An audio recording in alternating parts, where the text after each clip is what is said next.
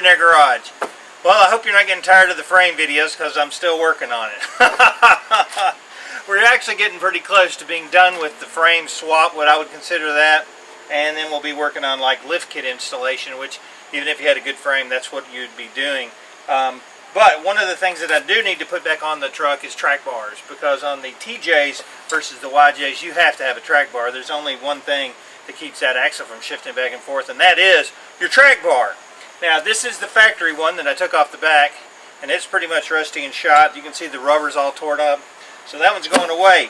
And thanks to the folks at Rough Country and Mitch Pope, who's a good friend of mine, super guy, they have supplied me with some adjustable track bars. And if you look at these track bars, you can see that it's got a clamp on it, and it is adjustable to adjust your axle back and forth.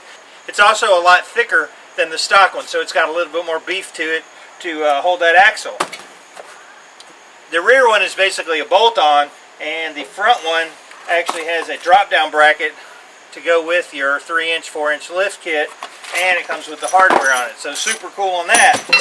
The rear one, you just use your regular bolts, and I'm working on cleaning those up. So let's get started putting our track bars on, and we'll be one step closer to getting this frame stinking finished. So we all like to look at something that makes us feel better about ourselves, and if you think my driveway looks bad, this is a house I had to work on the other day. Alright, this is the old rear track bar, and you can see it was pretty much rusted out. But we're going to put this in the electrolysis bath and see what it does to that bolt. See if I can save the bolt or not.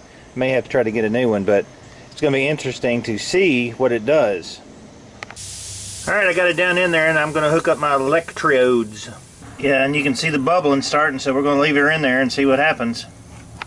Alright, I cut this motor mount plate off to this side here, which we're going to reuse on the new motor mounts.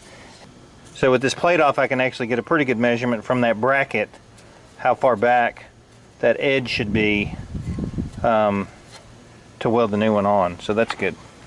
While I'm under here, I can go ahead and install my skid plate, and with the Rough Country lift kit, it comes with your spacers that go in between the frame and the skid plate itself. And one thing that you want to do, and this is going to be a southern word that I'm going to throw on you, this is my anti-seize lubricant. You want to slather these up really good with some anti-seize, because that's one of the places where they really do seize up pretty well. So slather them up good with some anti-seize before you get them started, and then we'll get them tightened down. But basically you're going to start one side, start the other side before you tighten them down. So I can find a hole there.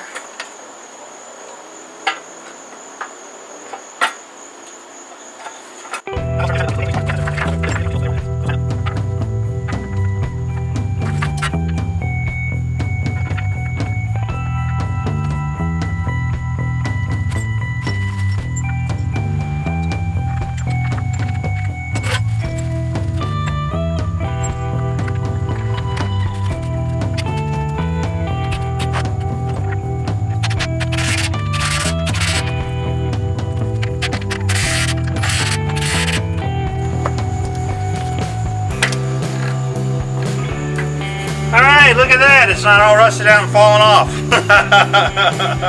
Alright, we got the skid plate on. That will allow me actually to go ahead and install the transmission and everything else while it's sitting here on the frame and not have to mess with it. So we can set the transmission on and mount it, drive shafts, everything. Super cool! Okay, so I got the rear track bar installed, and it's pretty much plug and play.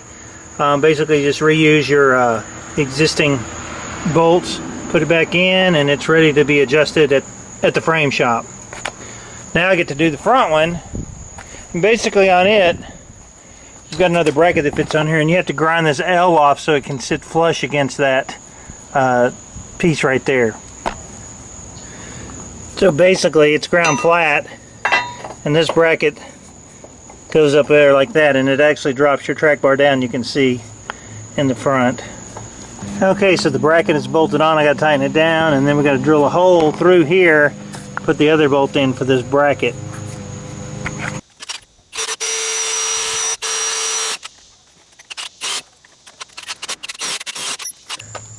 So there's the front mounted, and it looks awesome. That silver is actually anti-seize that I've got slathered on there, and that looks great.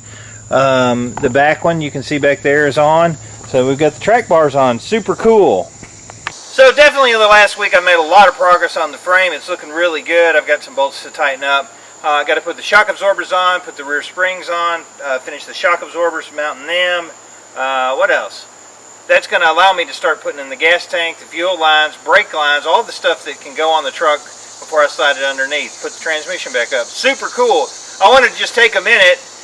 Mitch, my good friend from Rough Country, who supplied all the suspension components here, sent me a little private message and said, hey, by the way, your control arms are backwards. And let's take a look at that real quick.